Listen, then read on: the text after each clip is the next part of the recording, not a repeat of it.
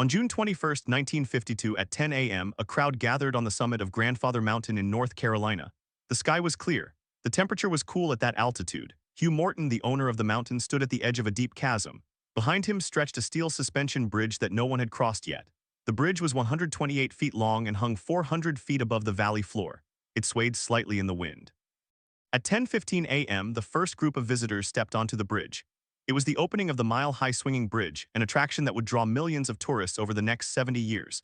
Everything seemed like a simple ribbon cutting for a scenic viewpoint. But the bridge was not just a tourist lure. It was the culmination of a long legal and environmental battle. Hugh Morton had inherited the mountain from his grandfather, who had bought it as a timber investment. By the 1940s, logging companies wanted to clear-cut the old-growth forests on the slopes. The National Park Service wanted to condemn the land for a national park. Morton wanted to keep it in the family and preserve it. He had no money for either conservation or development, so he built a road to the top, then a bridge, then a ticket booth. The bridge was his last gambit to make the mountain pay for its own protection. It worked. Within a decade, the mile-high swinging bridge was one of the most famous roadside attractions in the eastern United States. But the story of how it came to be is only one piece of a much larger history. When you look at the bridge today, you are looking at the survivor of a species that is slowly vanishing. What happened to the roadside attractions that once lined every highway in America? How did they rise, and why are so many forgotten? To answer that, you have to go back to the beginning. Before the interstate highway system, before the Great Depression, before the automobile itself, there were already precursors. In 1882, on July 14th, a 6-story wooden elephant named Lucy opened its doors to the public on the beach in South Atlantic City, New Jersey. Lucy was built as a real estate promotion. She had rooms in her legs and windows in her sides. Visitors climbed a spiral staircase inside her trunk. She was immediately popular. But Lucy was not a roadside attraction in the modern sense. There were no roads yet. People arrived by train or horse-drawn carriage. Still, Lucy represented the same basic idea: build something big, strange, or memorable and people will come. The real shift came with the automobile. By 1910, cars were common enough to create a new kind of travel. Road trips became possible. Along the rough dirt highways that crisscrossed the country, entrepreneurs began to notice that drivers needed places to stop. They needed food, gas, a restroom, a reason to get out of the car. The first wave of roadside attractions were simple: a fruit stand with a hand-painted sign, a gas station that sold cold drinks, a cabin court where travelers could sleep. But competition was fierce. To stand out, owners started building bigger and weirder structures: a giant coffee pot, a monumental teepee, a 50-foot chicken. These were not just advertising, they were architecture as spectacle. One of the earliest documented giant objects was the Big Duck, built in 1931 in Flanders, New York. The Big Duck was a 20-foot-tall concrete duck that served as a storefront for a duck farm. The owner, a man named Martin Mora, had a simple idea: if you sell ducks, build a duck. He hired a local sculptor to shape the concrete. The duck had glass eyes and a beak that opened to a small sales counter. It was so successful that it inspired the term duck architecture, coined by the architectural critics Robert Venturi and Denise Scott Brown. They argued that buildings shaped like what they sell are a uniquely American form of vernacular design. The Big Duck is still standing. It was moved to a park and restored, but many of its contemporaries disappeared. The giant coffee pot that once stood in Pennsylvania was demolished to make way for a shopping center. The teepee-shaped motel in Arizona was torn down after a fire. The giant milk bottle in Massachusetts was removed during a highway widening project. The list goes on. By the 1950s, the golden age of roadside attractions was in full swing. The interstate highway system was being built. Families were taking vacations. Route 46 in New Jersey became known as the Miracle Mile because of the density of giant objects along its shoulder. There were dinosaurs, a giant piano, a huge typewriter, a colossal hat. In California, the Cabazon dinosaurs rose between Palm Springs and Indio. In South Dakota, Wall Drug turned a failing pharmacy into a tourist empire by offering free ice water and building everything oversized.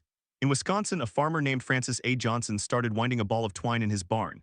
By the time he finished, it weighed more than 10 tons. These attractions were not accidents. They were carefully calculated. Owners studied where drivers slowed down. They timed construction permits. They hired local artists or ordered fiberglass models from companies like International Fiberglass. The company had catalogs of pre-made giant objects: a 60-foot muffler man with his arms raised, a giant Indian chief, a cowboy, a lumberjack. Towns bought these figures and placed them by the highway. They became landmarks. People navigated by them. Turn left at the giant chicken. You are halfway when you see the buffalo. But the conditions that made these attractions profitable began to change. The interstate highway system, which was supposed to bring more traffic, actually hurt many roadside businesses. Highways bypassed small towns.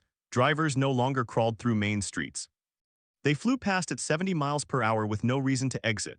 The growth of chain restaurants and gas stations also squeezed out independent operators. A giant duck might draw a few cars, but it could not compete with the marketing budget of a multinational corporation. By the 1 in 7 zeros, the decline was visible. Some owners retired, some died. Their giant figures fell into disrepair. Fiberglass cracked, paint faded, concrete crumbled, weeds grew around their bases. In 1979, on the morning of June 12th at 8:30 a.m., a wrecking crew arrived at the intersection of Route 66 and Main Street in Amarillo, Texas. Their target was a 50-foot-tall fiberglass cowboy that had stood there for 20 years. The gas station it advertised had closed 2 years earlier. The city had deemed the structure a safety hazard because its concrete base had cracked. The wrecking crew worked through the morning. By noon, the cowboy was in pieces, loaded onto a flatbed truck and hauled to a landfill. No one protested. No one wrote an article. The cowboy simply disappeared. That demolition was not unusual. Across the country, similar scenes played out in quiet obscurity. The giant pineapple in South Carolina, the huge gorilla in Florida, the enormous rooster in Iowa. One by one, they were removed, often without documentation. The people who remembered them grew older. The next generation did not know they had existed. The history was not written down, it was lost. But not all were lost. Some survived because of grassroots preservation efforts. In 1970, Lucy the elephant was scheduled for demolition. A group of locals formed the Lucy the Elephant Preservation Association. They raised funds, moved her a short distance, and restored her. In 1972, she was declared a National Historic Landmark. The big duck was saved by a local historical society in the 1990s. The Cabazon dinosaurs were purchased by a group that operated a nearby creationist museum, which gave them a second life as a religious attraction. The mile-high swinging bridge is still open, still swaying, still drawing tourists. These survivors are exceptions. The majority of roadside attractions from the Golden Age are gone. We do not know exactly how many existed. There was no master registry. The Federal Highway Administration did not count them. State tourism boards did not track them. The best estimates come from a handful of photographers and collectors who traveled the country in the 1950s and 1960s, snapping black and white pictures of the strangest things they saw. Those photographs are now the only evidence that some of these objects ever existed. How could this have happened? How could a billion-dollar industry of amateur architecture, a cultural phenomenon that defined travel for millions of Americans, vanish with so little record? The answer is not simple. It involves economics, urban planning, changing tastes, and a lack of institutional interest. Roadside attractions were built by individuals, not corporations. They were personal investments. When the owner died or the business failed, no company was left to maintain the giant figure. No insurance policy covered its preservation. Local governments saw them as eyesores, not landmarks. Historic preservation laws in the United States were written for buildings, not for giant concrete dinosaurs or fiberglass muffler men. The National Register of Historic Places includes only a handful of roadside attractions. Most do not meet the criteria of architectural significance or historical importance as defined by preservationists in the 1960s.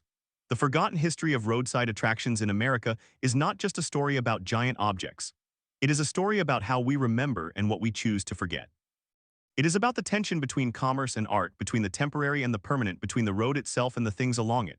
The attractions were never meant to last. They were built to catch the eye of a passing driver for a split second. They were disposable by design, but their disappearance has left a hole in the landscape and in the collective memory. Investigators of this history have had to piece together fragments: old postcards, family photo albums, local newspaper archives, oral interviews with elderly owners. The work is slow and uncertain. For every attraction that is documented, there are likely 10 that are not. The unanswered questions pile up.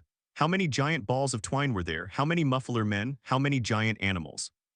What happened to the last giant coffee pot? Where did the giant gorilla from Florida end up? These questions matter because they point to a larger question about the American roadside itself. The highway is not just asphalt and concrete. It is a cultural corridor. The things that lined it shaped how people saw the country.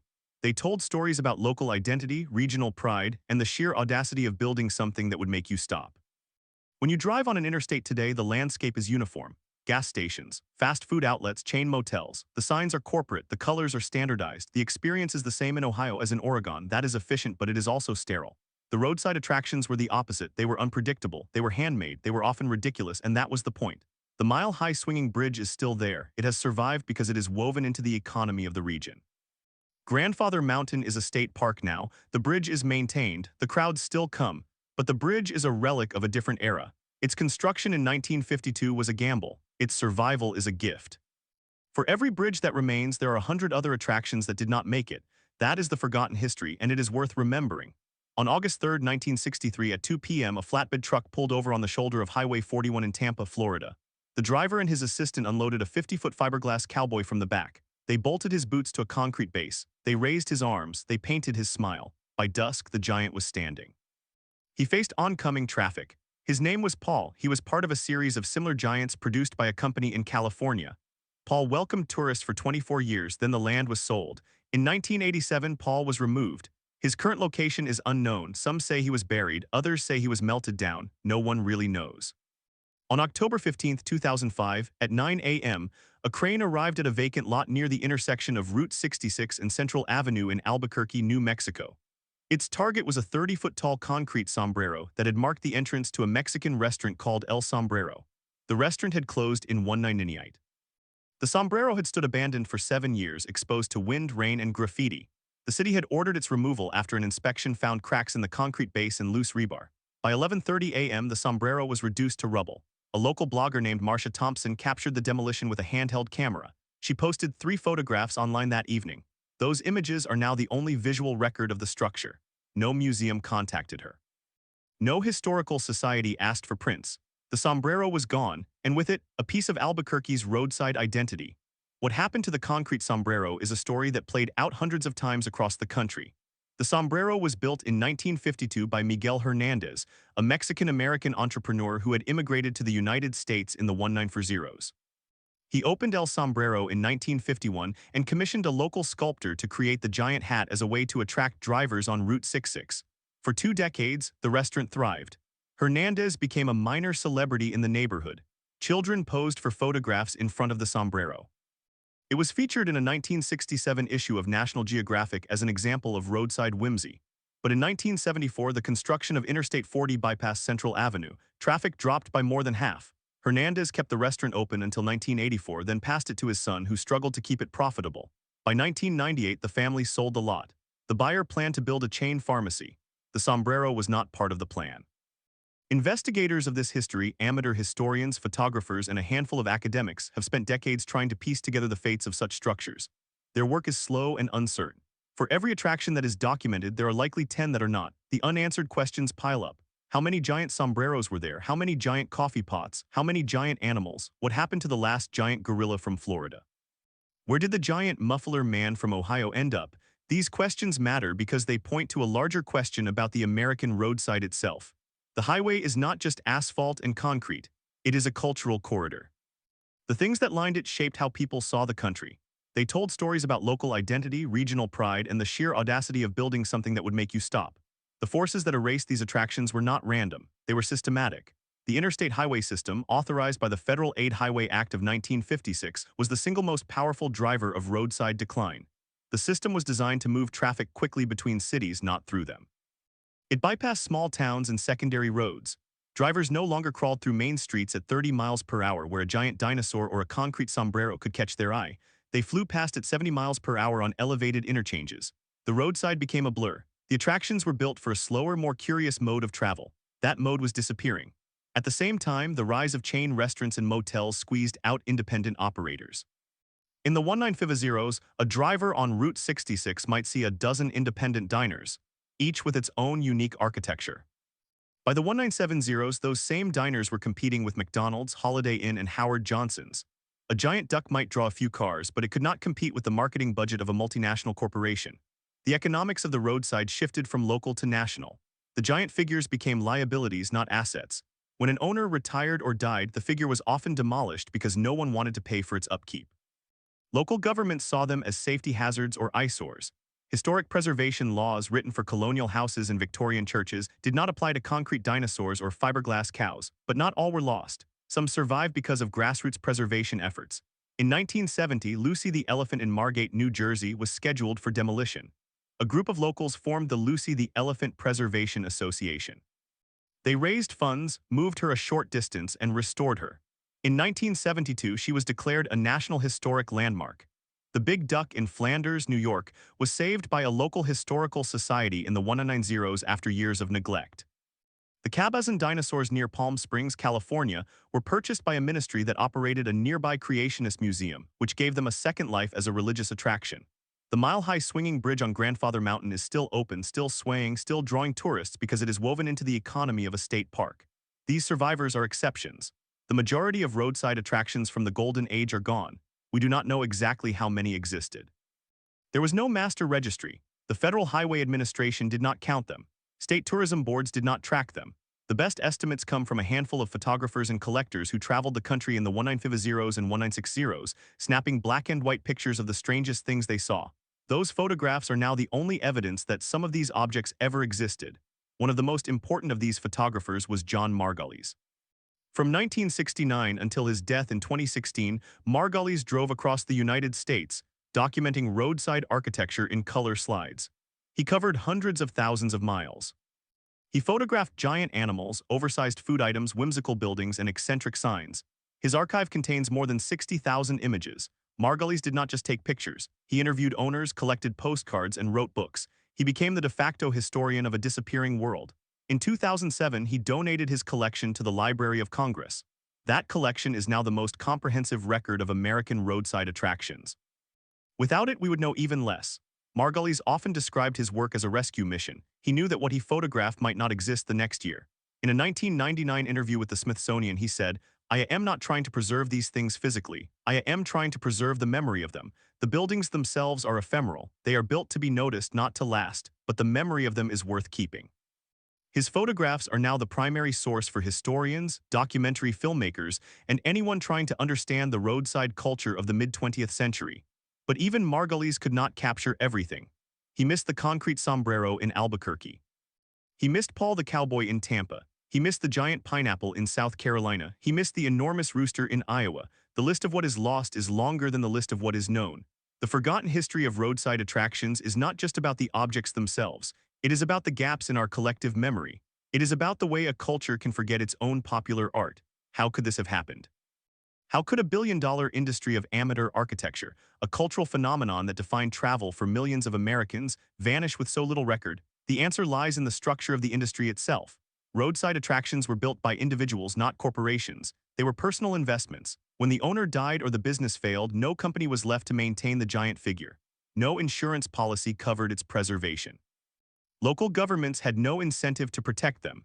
Historic preservation laws in the United States were written for buildings, not for giant concrete dinosaurs or fiberglass muffler men. The National Register of Historic Places includes only a handful of roadside attractions. Most do not meet the criteria of architectural significance or historical importance as defined by preservationists in the 1960s. The very qualities that made them memorable, their strangeness, their novelty, their commercial purpose, made them unworthy of preservation in the eyes of traditional historians. The result is a landscape of erasure. Drive across the country today on an interstate and the view is uniform. Gas stations, fast food outlets, chain motels. The signs are corporate. The colors are standardized. The experience is the same in Ohio as in Oregon. That is efficient, but it is also sterile. The roadside attractions were the opposite. They were unpredictable, they were handmade, they were often ridiculous, and that was the point. They represented the creativity of ordinary people who wanted to make a living and make a statement. They were democratic art. Some of the most ambitious attractions were built by people who had no formal training in architecture or design. The Cabazon dinosaurs were built by Claude Bell, a sculptor who had worked on the Mount Rushmore project. He spent 11 years creating the two dinosaurs, a 50-foot-tall Brontosaurus and a 45-foot-tall Tyrannosaurus rex, out of concrete and steel. He opened them as a restaurant and gift shop in 1975. The dinosaurs were never intended to be a museum piece. They were a business, but Bell's craftsmanship and vision transformed them into icons. When he died in 1988, the property changed hands multiple times. The dinosaurs deteriorated. In 2005, they were purchased by a Christian ministry that restored them and added a creationist museum. Today, the dinosaurs are still standing, but their meaning has changed. They are no longer a quirky roadside stop. They are a statement of faith. That transformation is itself a kind of erasure. The mile-high swinging bridge built in 1952 is still there. It has survived because it is part of Grandfather Mountain, a state park that draws tens of thousands of visitors each year. The bridge is maintained by park staff. The crowds still come, but the bridge is a relic of a different era. Its construction in 1952 was a gamble by Hugh Morton, a photographer and conservationist who owned the mountain. He believed that a pedestrian suspension bridge spanning a deep gorge would attract tourists. He was right. The bridge became one of North Carolina's most popular attractions, but Morton's gamble was personal. He used his own money. He designed the bridge himself with help from local engineers. It was a one-man project. That kind of ownership is rare today. Most roadside attractions are now owned by corporations or municipalities. The personal touch is gone. The forgotten history of roadside attractions in America is not just a story about giant objects. It is a story about how we remember and what we choose to forget. It is about the tension between commerce and art, between the temporary and the permanent, between the road itself and the things along it. The attractions were never meant to last. They were built to catch the eye of a passing driver for a split second. They were disposable by design. But their disappearance has left a hole in the landscape and in the collective memory. On July 4, 1986, at 6 p.m., a crowd gathered at the intersection of Highway 17 and County Road 41 in Florence, South Carolina. They were there to watch the demolition of the giant peach, a 20-foot-tall fiberglass peach that had stood in front of a fruit stand since 1995. The fruit stand had closed in 1998. The peach had been vandalized. Its paint was peeling. The owner's grandson, who now owned the land, had decided to build a self-storage facility. He hired a demolition crew. The crowd cheered when the peach fell. A local newspaper ran a short article the next day. The article mentioned that the peach had been a landmark for 3 decades, but the tone was matter-of-fact. No one suggested preserving it. No one wrote a letter to the editor. The peach was gone. The self-storage facility opened in 1987. It is still there. That demolition was not unusual. Across the country, similar scenes played out in quiet obscurity. The giant pineapple in South Carolina, the huge gorilla in Florida, the enormous rooster in Iowa. One by one, they were removed, often without documentation. People who remembered them grew older. The next generation did not know they had existed. The history was not written down, it was lost, but not all are lost. Some survive because of grassroots preservation efforts. In 1970, Lucy the elephant was scheduled for demolition. A group of locals formed the Lucy the Elephant Preservation Association. They raised funds, moved her a short distance, and restored her. In 1972, she was declared a National Historic Landmark. The big duck was saved by a local historical society in the 1990s. The Cabazon dinosaurs were purchased by a group that operated a nearby creationist museum. The mile-high swinging bridge is still open. These survivors are exceptions. The majority of roadside attractions from the Golden Age are gone. The work of documenting what remains continues. In 2015, a nonprofit organization called the Society for Commercial Archaeology launched the Roadside Attractions Database. It is a crowdsourced project that aims to catalog all known roadside attractions in the United States, past and present. As of 2024, the database contains records for approximately 6,000 attractions, but the list is incomplete. Many entries lack photographs. Many attractions are only known through a single postcard or an oral history. The database is a work in progress. It is also a race against time. Every year, more attractions disappear. The concrete crumbles, the fiberglass cracks, the owners die, the land is sold. Investigators of this history have had to piece together fragments. Old postcards, family photo albums, local newspaper archives, oral interviews with elderly owners. The work is slow and uncertain. For every attraction that is documented, there are likely 10 that are not. The unanswered questions pile up. How many giant balls of twine were there? How many muffler men? How many giant animals? What happened to the last giant coffee pot? Where did the giant gorilla from Florida end up? These questions matter because they point to a larger question about the American roadside itself. The highway is not just asphalt and concrete, it is a cultural corridor. The things that lined it shaped how people saw the country. They told stories about local identity, regional pride, and the sheer audacity of building something that would make you stop. When you drive on an interstate today, the landscape is uniform. Gas stations, fast food outlets, chain motels, the signs are corporate. The colors are standardized. The experience is the same in Ohio as in Oregon. That is efficient, but it is also sterile. The roadside attractions were the opposite. They were unpredictable, they were handmade, they were often ridiculous. And that was the point. The mile-high swinging bridge is still there. It has survived because it is woven into the economy of the region. Grandfather Mountain is a state park now. The bridge is maintained. The crowds still come, but the bridge is a relic of a different era. Its construction in 1952 was a gamble. Its survival is a gift. For every bridge that remains, there are 100 other attractions that did not make it. That is the forgotten history, and it is worth remembering. On August 3, 1963, at 2 p.m., a flatbed truck pulled over on the shoulder of Highway 41 in Tampa, Florida. The driver and his assistant unloaded a 50-foot fiberglass cowboy from the back. They bolted his boots to a concrete base. They raised his arms. They painted his smile. By dusk, the giant was standing. He faced oncoming traffic. His name was Paul. He was part of a series of similar giants produced by a company in California. Paul welcomed tourists for 24 years, then the land was sold. In 1987, Paul was removed. His current location is unknown. Some say he was buried. Others say he was melted down. No one really knows. On November 18, 2004, at 7:45 a.m., a city crew in Grand Rapids, Michigan, arrived at a vacant lot on Division Avenue. The crew carried chainsaws, a flatbed truck, and a dumpster. Their assignment was straightforward. They had been ordered to remove a 35-foot-tall fiberglass figure of a Native American chief. The figure had stood in that spot since 1967. It was originally part of a chain of trading post stores that sold souvenirs and fireworks. The trading post had closed in 1992. The figure had been neglected for over a decade. The city had declared it a safety hazard. The crew did not hesitate. They started cutting. The fiberglass was thick but brittle. By 8:30 a.m., the chief had been reduced to several large pieces. By 9:15 a.m., the pieces were loaded onto the flatbed. By 10 a.m., the lot was empty. The pieces were taken to a landfill on the outskirts of the city. By noon, the chief was buried under layers of trash. What happened in Grand Rapids was not an isolated incident. It was part of a pattern that played out in dozens of cities across the country. The Native American chief was one of many figures produced by International Fiberglass, a company based in Venice, California. The company began manufacturing giant figures in the 1960s after a sculptor named Bill Swan created a prototype for a muffler shop in California. The prototype was a giant man holding a muffler. It became known as the Muffler Man. International Fiberglass bought the molds.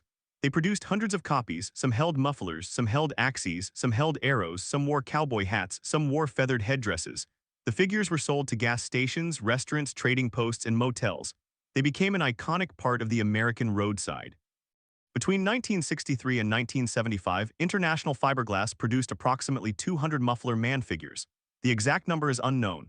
The company did not keep detailed sales records. Many figures were purchased by small businesses that have since closed. Many figures were moved without documentation. Many were destroyed. By 1980, the company had shifted its production to smaller, less expensive items.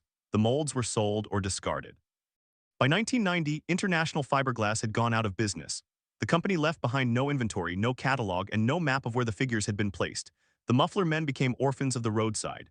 On June 3, 1982, at 4 p.m., a truck driver in Flagstaff, Arizona, noticed a familiar shape lying on its side behind a warehouse. It was a Muffler Man. The figure had originally stood outside a service station on Route 66. The station had closed in 1979. The owner had sold the figure to a scrap dealer. The scrap dealer planned to cut it up for the fiberglass. The truck driver happened to be a collector. He recognized the figure. He offered the scrap dealer $200. The scrap dealer accepted. The truck driver loaded the figure onto his trailer. He drove it to his home in Colorado. The figure stood in his backyard for 15 years. In 1997, the collector died. His family did not know what to do with the figure. They placed an ad in a local newspaper. A museum in Ohio expressed interest. The family donated the figure. The museum restored it. It now stands in a climate-controlled building. It is one of the few Muffler Men that has been preserved. The story of the Flagstaff Muffler Man is rare. Most figures did not survive. The majority were destroyed. Some were cut apart to make way for new developments. Some were stolen. Some were moved to private residences where they deteriorated. Some were simply left to rot. The few that remain are often in poor condition. Their paint is faded. Their armor is cracked. Their hands are missing. They stand in parking lots of abandoned buildings, slowly sinking into the ground. The Muffler Men were not the only figures to disappear. The giant animals that lined the highways also vanished. The huge gorilla in Florida was removed in 1993 when the amusement park it advertised closed. The giant pineapple in South Carolina was demolished in 1987, 2 years before the fruit stand it served went bankrupt. The enormous rooster in Iowa was taken down in 1999 after a windstorm damaged its tail. The rooster was not repaired. It was hauled to a landfill. On January 19, 1991, at 10 a.m., a man named Robert B. drove to a storage facility in Bakersfield, California. He had heard that a giant fiberglass figure was stored there. The figure was a 40-foot dinosaur. It had originally stood outside a gas station on Highway 99. The gas station had closed in 197 on. The dinosaur had been moved to the storage facility in 197 Robert B. was a collector. He wanted to buy the dinosaur. The storage facility owner said the dinosaur had been sold to a scrap dealer the previous month. The scrap dealer had already processed it. The dinosaur had been ground into fiberglass powder. The powder was used to make cheap flower pots. Robert B. asked to see the flower pots. The owner showed him a stack of plain white pots in the corner of the facility. Robert B. purchased 2 of them. He kept them in his living room for years. They were all that remained of the dinosaur. How could so many objects vanish without a trace? The answer lies in the nature of the roadside attraction business. These objects were not designed to last. They were made of fiberglass, which degrades over time. They were placed outdoors, exposed to sun, rain, and wind. They were not maintained. Owners did not see them as works of art. They saw them as advertising. When the business closed, the object no longer served a purpose. It became a liability. The cost of moving or storing a 35-foot fiberglass figure is significant. The cost of disposing of one is also significant. Many owners chose to simply leave them in place. Over time, the figures were reclaimed by the earth, but not all were destroyed. Some were sold to private collectors. Some were moved to museums. Some were adopted by historical societies. In 2008, a group of collectors formed the Muffler Man Preservation Society. The group has a website where members can report sightings of muffler men. They maintain a map of known figures. They also purchase and restore figures when possible. As of 2024, the Society has located 82 muffler men in the United States. Of those, 35 are in reasonably good condition. The rest are damaged or heavily modified. The Society estimates that at least 60 other figures exist but have not been found. They could be in barns, they could be in junkyards, they could be buried. On October 9, 2012, at 2:30 p.m., a volunteer with the Society received a call from a farmer in Nebraska. The farmer said he had found something unusual in a field on his property. The volunteer drove 200 miles to the farm. He found a 40-foot fiberglass cowboy lying face down in a soybean field. The cowboy's hat was missing. His left arm was broken. His face was covered in mud. The farmer said the statue had been there for as long as he could remember. His father had told him it was once part of a truck stop that burned down in the 198 The truck stop had been on the same property. After the fire, the cowboy was left where it fell. The volunteer organized a recovery effort. With the help of a crane and a flatbed truck, the cowboy was moved to a storage facility in Lincoln. It now sits in a warehouse waiting for restoration. Its future is uncertain. The Society has about $1,000 in its restoration fund. The restoration of a single muffler man costs approximately $5,000. The lack of funding is a constant obstacle. Roadside attractions are not considered high priority by most preservation organizations. They are often dismissed as kitsch or commercial art. The National Register of Historic Places has only a handful of roadside attractions listed. Lucy the Elephant is one, the Big Duck is another. The Cabazon dinosaurs are listed as a historic site, but only because of their association with the Creationist Museum built around them. The mile-high swinging bridge is not listed. It is part of a state park which provides some protection, but the bridge itself has no landmark status. Most roadside attractions are not protected at all. On May 22, 2015, at 6 p.m., a ceremony was held in Arlington, Virginia. The ceremony marked the official opening of the Smithsonian National Museum of American History's new exhibition on roadside culture. The exhibition included a restored muffler man from Pennsylvania, a neon sign from a motel in Arizona, and a collection of postcards from defunct attractions. The exhibition was well reviewed. Critics called it a poignant look at a disappearing aspect of American life. But the exhibition was small. It filled only one room. The museum had received dozens of offers to donate artifacts, but it could only accept a few. The rest were turned away. The donations went to local historical societies or were sold at auction. The problem of preservation is not just about money, it is about memory. Roadside attractions were not built to be remembered. They were built to be noticed for a moment. They were never part of official history. They were part of the unofficial landscape. When they were gone, there was no record. No one wrote their history. No one took photographs. No one filed an obituary. They simply slipped away. On December 8, 1994, at 9:30 a.m., a woman named Margaret H. walked into the offices of the local newspaper in Elko, Nevada. She wanted to place an announcement. She had decided to demolish the world's largest cowboy boot, a 40-foot boot that had stood outside her family's hardware store since 1964. The boot was made of concrete and steel. It weighed approximately 20 tons. It had been a landmark in the town for 3 decades. Margaret H. had watched as the number of tourists stopping to take photos declined over the years. The boot's paint was fading. The concrete was cracking. She could not afford to maintain it. She called a demolition company. The company quoted her $3,000 to bring it down. She paid the fee.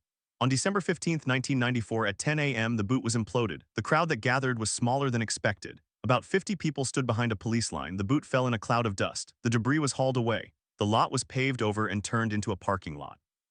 It is still a parking lot today. Margaret H. did not keep any pieces of the boot. She did not take photographs. She did not call a historian. The boot vanished as if it had never existed.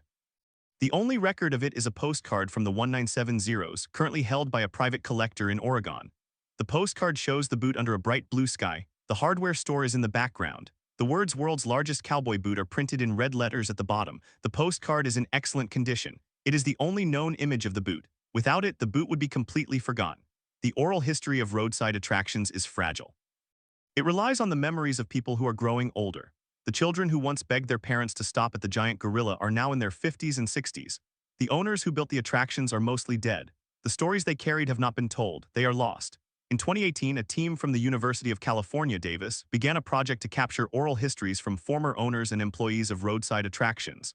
The team identified approximately 100 candidates. They traveled across the country conducting interviews. The interviews were recorded. They were transcribed. They were archived, but the archive is incomplete. Many candidates declined to be interviewed. They said they did not remember enough.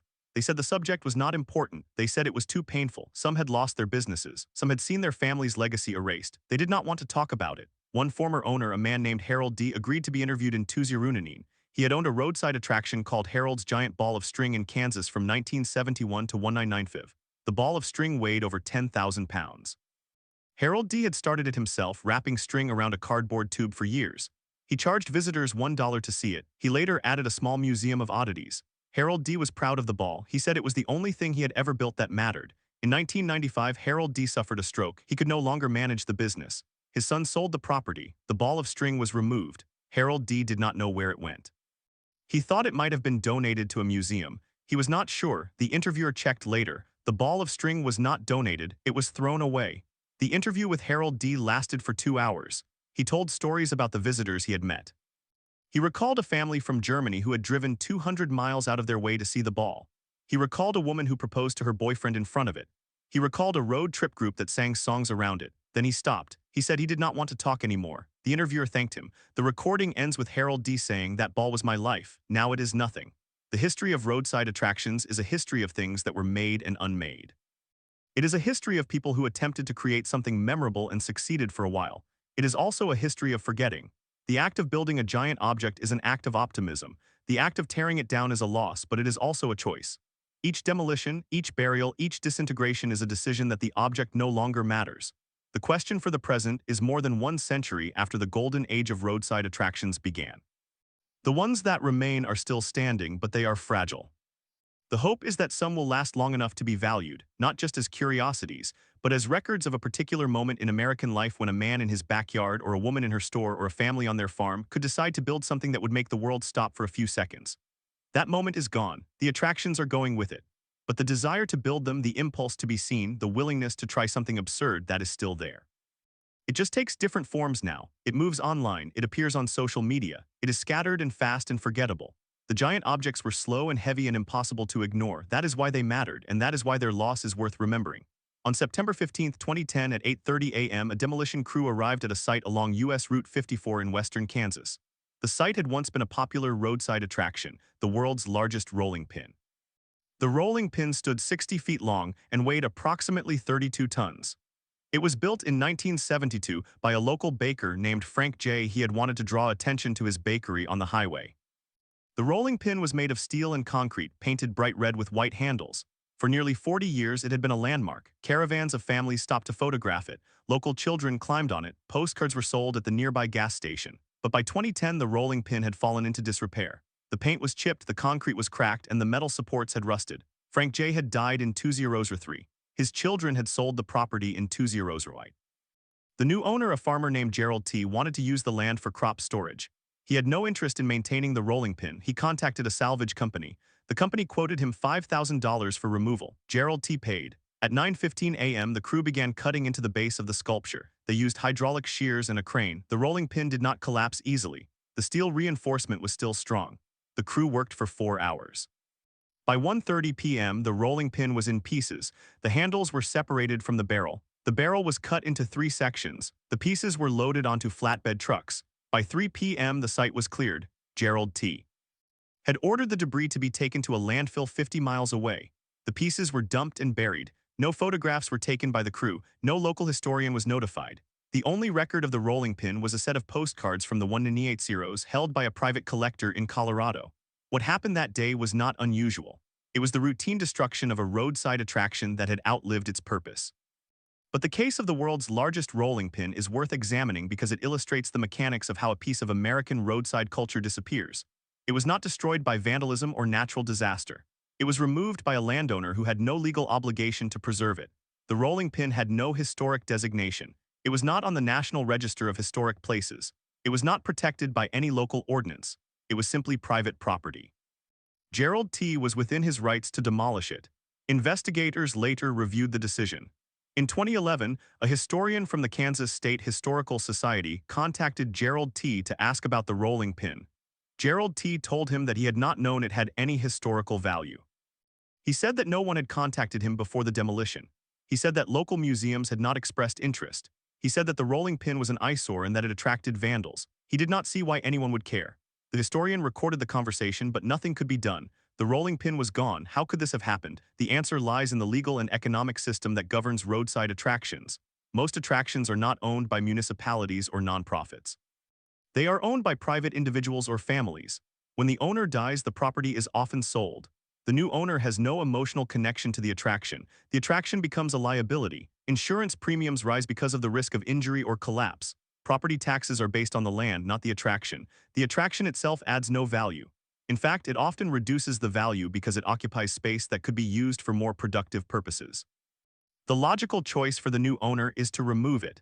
The system failed the rolling pin because there was no mechanism to transfer ownership to a preservation group before the sale. Frank J. died suddenly in 2003.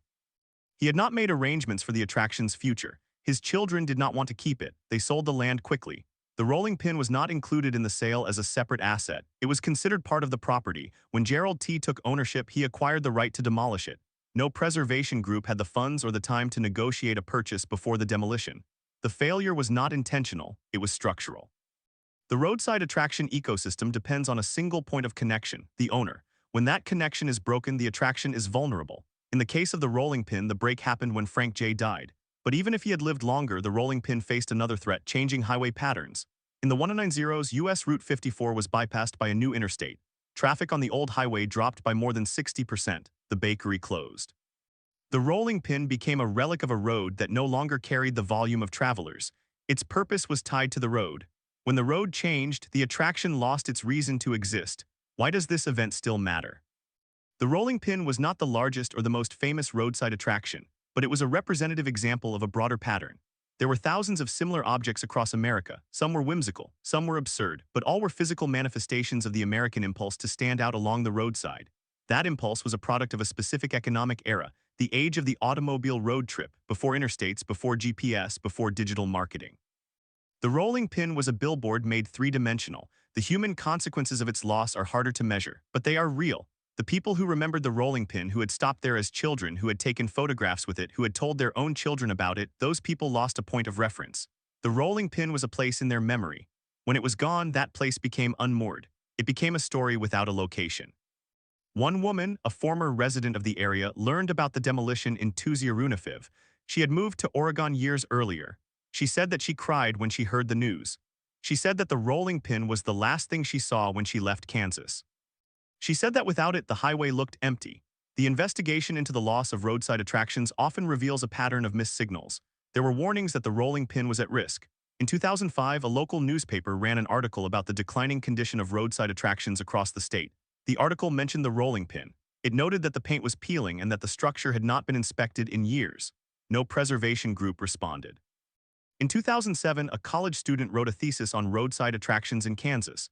She included a chapter on the rolling pin. She noted that it was one of only 3 remaining giant food sculptures in the state. She did not file a preservation request. In 2009, a tourism board considered listing the rolling pin on a state map of historic sites. The listing was delayed due to budget cuts. By the time the map was published in 2011, the rolling pin was already gone. The official responses were mixed.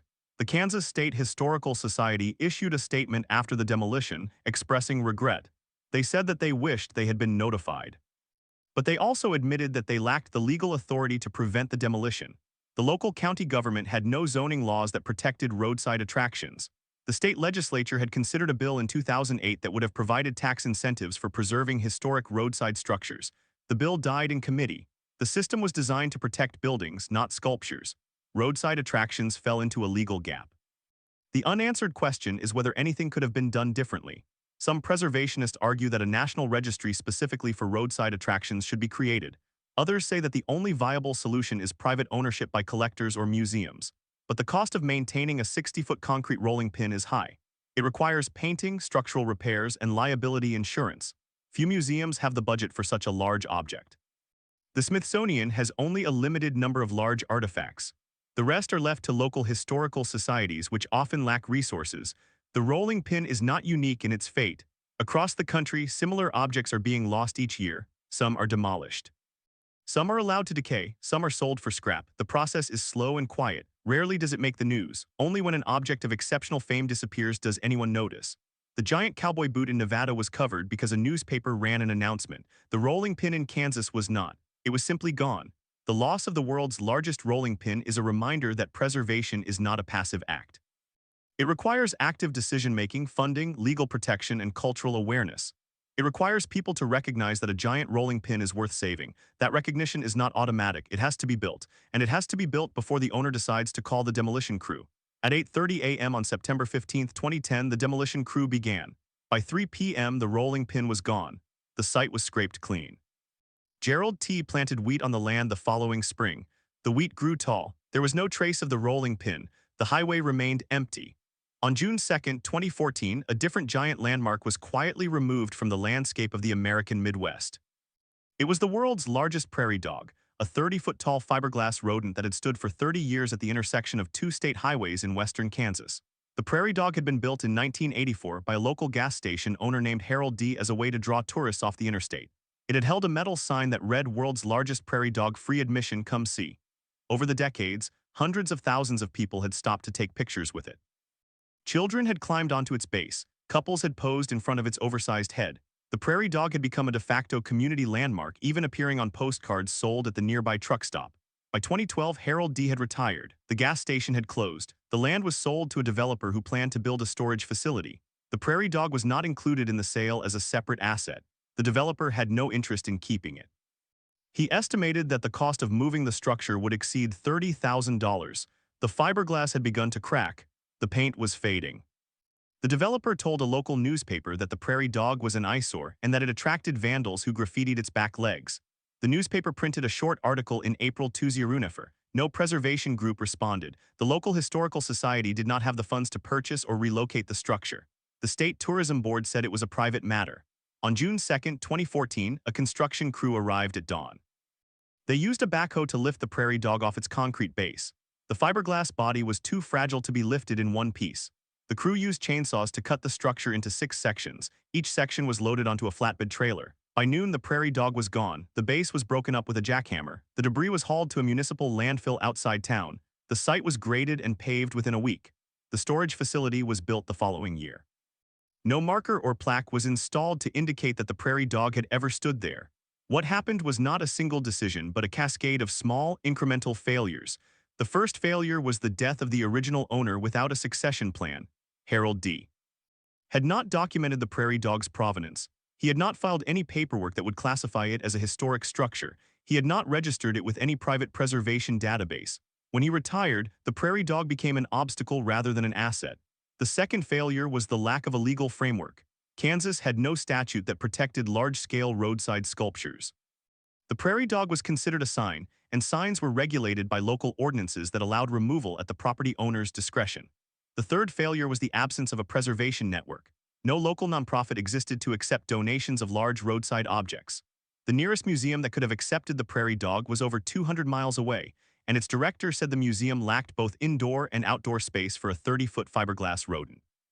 The human consequences of the loss were quietly documented in letters to the editor of the local paper.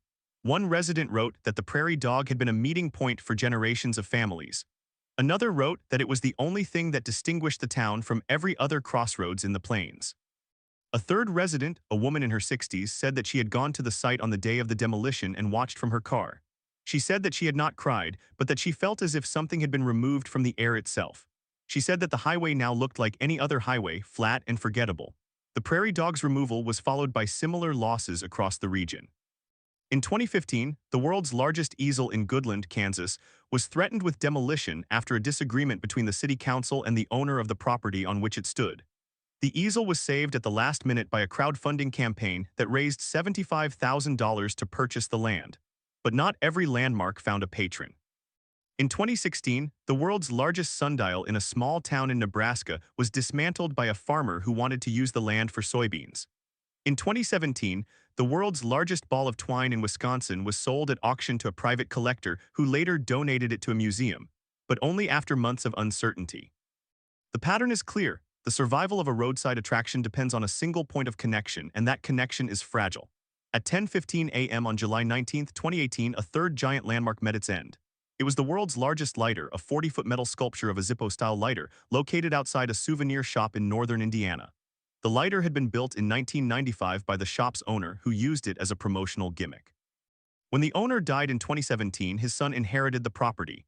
The son had no interest in continuing the business. He sold the land to a chain pharmacy. The lighter was included in the sale as scrap metal. The pharmacy's construction crew cut the lighter into pieces and sold the metal to a recycling yard. The lighter was melted down and turned into rebar.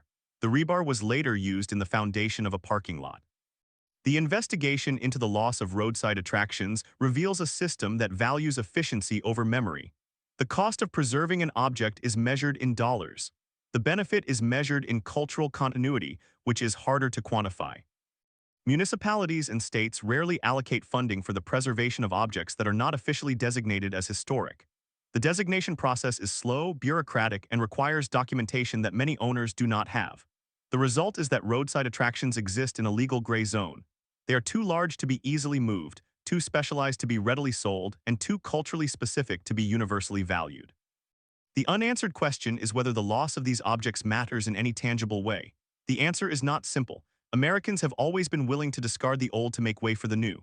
That impulse is part of the national character. But roadside attractions are unique in that they were built not for permanent utility but for temporary wonder. They were never meant to be libraries or courthouses. They were meant to be surprises. When they are gone, the surprise is gone as well.